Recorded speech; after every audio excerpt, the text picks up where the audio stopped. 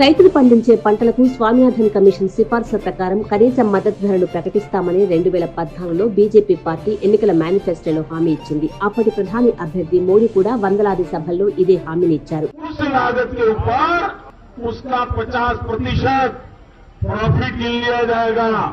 और उसको minimum support price से खरीदा जाएगा। अब कोई किसान को लूट नहीं पाएगा, कोई अफसरशाही नहीं चलेगी, किसान को उचित दाम मिलेगा। ये एक संकल्प हमारा है।